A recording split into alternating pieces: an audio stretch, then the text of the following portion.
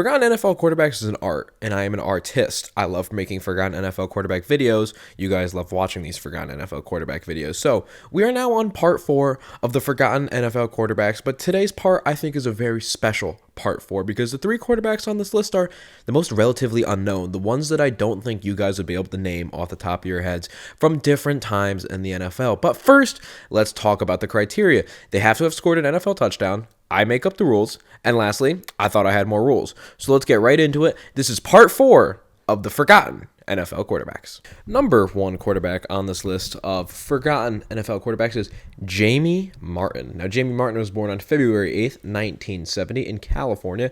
He was a standout high school athlete, but he really excelled in football, obviously, and that was his true calling.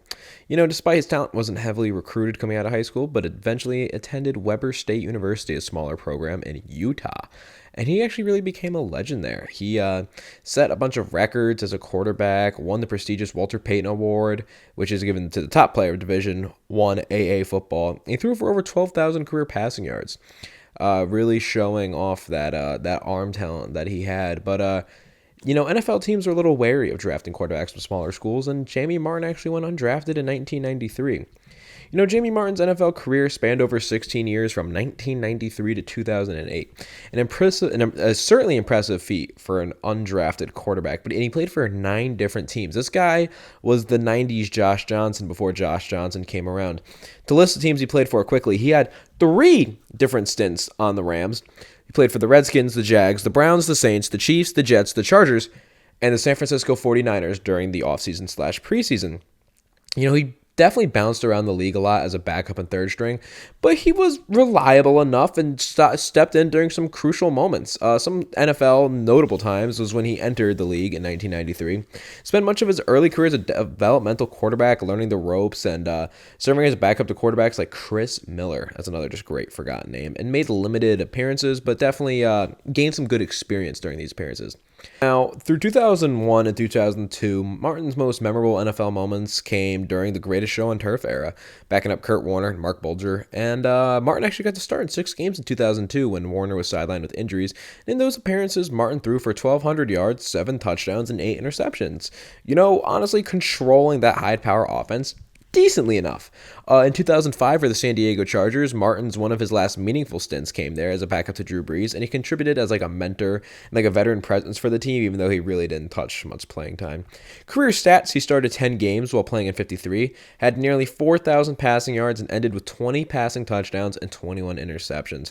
Passer rating of 75.1. Now, none of these stats really jump off the page, but he is truly the journeyman backup who just knew how to play his role. Obviously, like we mentioned, he played during the Greatest Show on Turf era.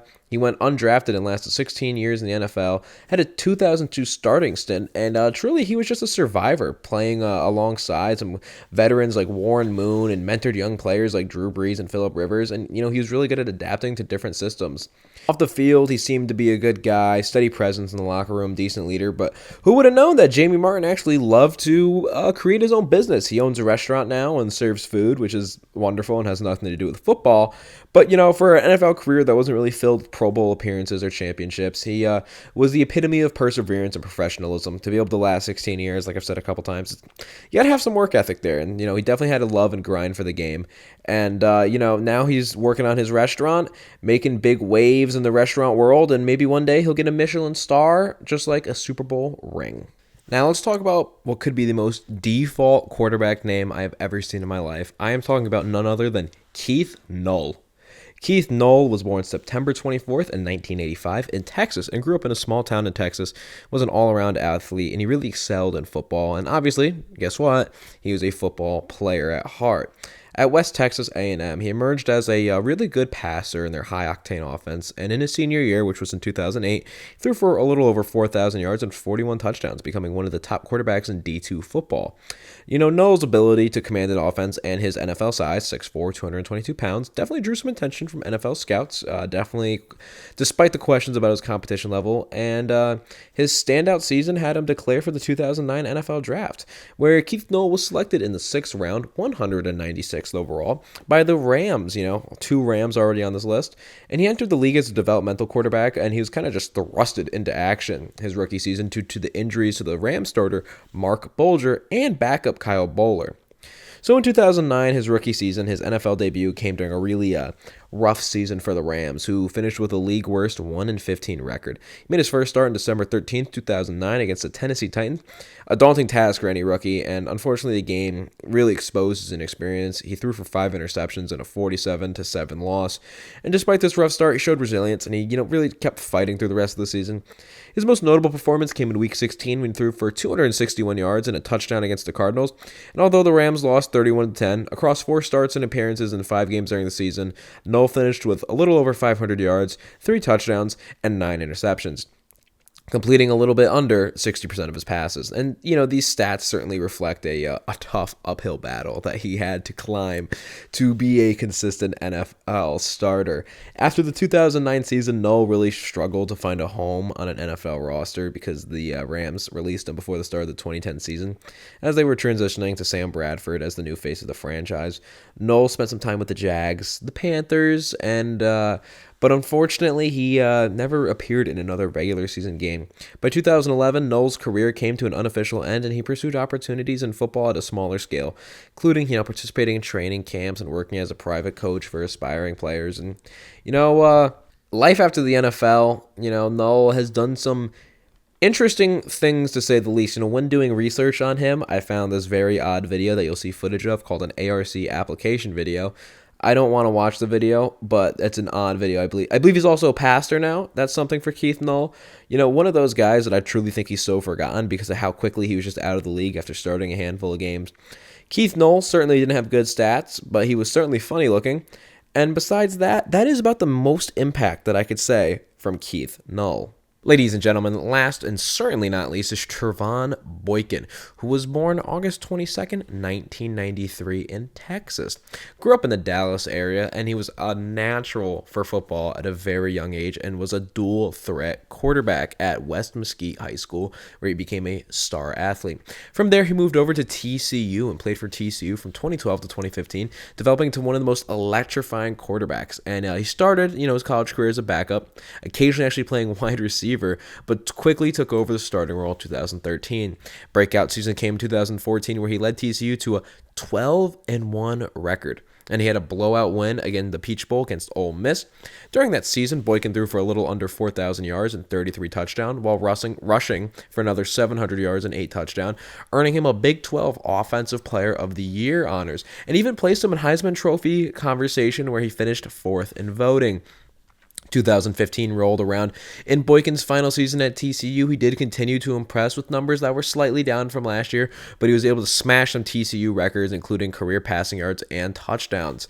Moving on to the NFL, he had an impressive college resume, but Boykin actually went undrafted in the 2016 draft, largely due to concerns of his off-the-field behavior and questions about his size, as he is flat 6 foot. Could he transition to that pro-style offense? That was the main question. But he did sign as an undrafted free agent with the Seattle Seahawks in May of 2016, where he reunited with head coach Pete Carroll, who was drawn to Boykin's playmaking potential. In 2016, Boykin made the Seahawks roster as a backup to Russell Wilson and saw limited action during the regular season, appearing in 5 games, and in those appearances, he actually went 13 of 18 for 1 touchdown and 1 interception, adding also 7 rushing yards as well. Most notable performance coming in Week 3 against San Francisco, where he replaced an injured Russell Wilson, throwing his first career touchdown pass to Doug Baldwin. After the 2017 season, Boykin remained with the Seahawks, but was eventually released due to a series of off-the-field incidents, and despite his athletic abilities, NFL teams became really wary of Boykin due to his growing legal troubles, which, really derailed his football career, unfortunately. Having off-the-field issues in college and in the NFL really is going to make it hard for you to stay in the NFL. For example, he did have these off-the-field issues. Like in 2018, he was arrested multiple times for various charges, including public intoxication, marijuana possession, and even assault. The most serious incident occurred in March 2018 where Boykin was accused of severely assaulting his girlfriend. She alleged that Boykin broke her jaw during a domestic dispute, which did lead to his arrest and release from the Seahawks. In 2020, Boykin was sentenced to 3 years in prison, actually, after pleading guilty to these charges related to the assault. Boykin was an exciting quarterback of his era, but now all of that excitement and all of that fun shine is kind of overshadowed by these really unfortunate off-the-field issues. I'm not sure what the young man needed, if it was more guidance, if it was just a more stable situation. I'm not really sure, but there is no excuse for beating your girlfriend. So, ladies and gentlemen, do not beat your girlfriend. Do not be Travon Boykin. So, that's the lesson of today from the Gabe Sayers Believer channel. Don't beat your girlfriend. It will make it very hard for you to be a long-lasting NFL quarterback. But that was actually the end of Travon Boykin's career NFL stats. He only ever, played in 5 games, threw 13 for 18, had 1 touchdown, 1 interception, and the Peach Bowl is probably the highlight of his career, where he was able to dominate the Peach Bowl. But besides that, Travon Boykin's entire career kind of just fluttered after that, as it should. Don't beat and break your girlfriend's jaw. And this is really just a cautionary tale of you have to be able to manage yourself off the field to be successful on the field in the NFL. You can't break the law, can't do shitty things, and you certainly can't do all of that and expect to still be a great quarterback in the NFL. Thank you guys so much again for your support on these Forgotten NFL Quarterbacks videos. Let me know if you guys like this longer style that I've been doing recently, where the videos have been a little bit longer, or if you prefer the shorter style. So, feedback always helps me improve the most. I love making Forgotten NFL Quarterback videos, and I actually am going to have Madden videos coming soon to the channel, where we will mess with Forgotten NFL Quarterbacks, mess with backup quarterbacks, do franchise mode, all that kind of fun stuff where we reminisce, can talk about current players that are going to become those forgotten players, and a whole ton more. So guys, make sure you like, subscribe, drop a comment, give me feedback. I'm still growing, still improving, but we are now on the march and on the push for 500 subscribers, almost at 400 right now, and then it's the big push to 500. So like I said, I appreciate you guys so much. Make sure you smoke crack, eat drywall, and I'll see you guys again very, very soon.